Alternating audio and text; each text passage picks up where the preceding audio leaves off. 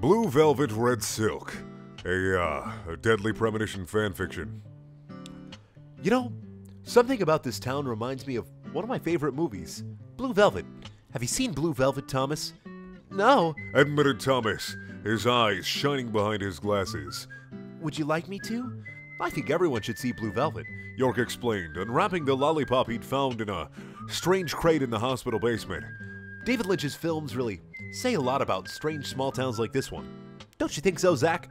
Thomas nodded obediently, parting his lips as York teased the lollipop over them. Tell me, is anything strange happening in this town? York asked, fingers stroking Thomas's cheek. He examined him for a moment, the way the red cherry candy was tinting his lips, the frilly apron over his khaki uniform shirt. Of course. You've seen that yourself, haven't you, Agent York? Thomas wrapped his lips around the lollipop, continuing to let York hold the candy. He couldn't be a killer, Zach. He's too meek to harm anyone. Unless... Thomas watched Agent York as if he hadn't said anything. Agent York ran a hand over Thomas's throat, making the young officer moan. He couldn't help but wonder if maybe the owner of the stiletto heels was Thomas, the failed accomplice. That would explain the nervous attitude he had when saying Anna's name. Or maybe he'd borrowed them from his sister. Your biscuits are truly incredible, Thomas. York mused aloud. I'm going to miss them when I leave town. You don't have to leave, said Thomas, unbuttoning his uniform underneath the apron. You can stay in Greenvale. He shrugged the shirt off and let it fall to the floor, taking the lollipop from York and offering it to him. Thomas fidgeted awkwardly as the cool air traced up his back and he murmured, Let me put on some music. He crossed the room with his strange, unwieldy gait to right a record player and select a worn cardboard sleeve. The strange tattoo, the heart with the arrow and the Love G script matched the frilly apron far better than it matched his duty khakis. Do you like jazz? He asked, setting the needle down on the record.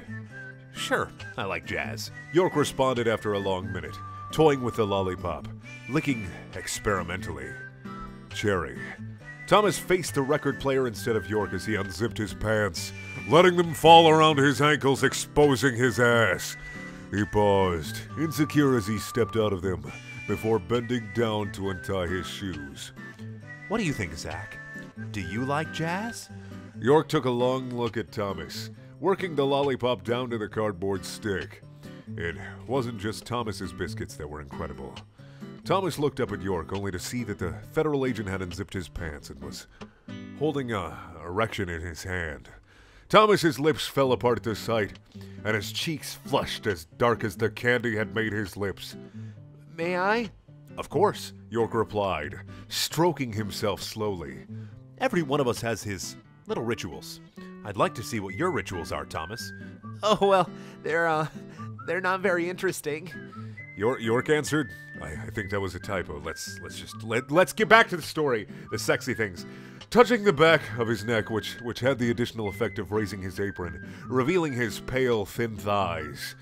I just, would love to do something normal for once. That said, Thomas dropped to his knees, sliding his lips up York's magnificent cock. You know, one of the best things about Blue Velvet is how the quality of the writing increases as the movie gets darker. Was all Thomas could say, his eyes closing behind his glasses. He teased his fingers over the front of his apron, moaning softly as the red silk slid over his erection. I think that's true about life, York murmured as Thomas took his length into his mouth, sucking gently.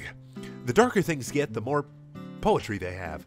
As dark as things are in this town, they have a certain beauty. Wouldn't you agree, Zach? Thomas gasped as red vines rose up from the floor, wrapping first around his ankles and then his knees, pinning the length of his calves to the ground. York, however, was unfazed and slid fingers into Thomas's hair, holding his head down against himself. I think part of the hidden beauty of this town might be you, Thomas. Thomas's cheeks flushed again and he didn't struggle against the invasive flora caressing his body. However, after his initial response, he seemed to accept the vines rather quickly. I wonder what that means. York mused as Thomas continued to work his mouth expertly on his cock. his fingers caressing his thighs. Tense, York reached into his pocket for his cigarettes and his lighter, quickly lighting his cigarette and returning a hand to Thomas's hair. Thomas pulled back to tease him with his tongue the way he had the lollipop in his hand, and York traced his fingers over the officer's jaw, over his soft, full lips before taking his cock back into his hand, jerking himself to completion on the younger man's face. "Excellent," he murmured under his breath. "Great." And then, headshot, as a particularly beautiful mark obscured the man's glasses.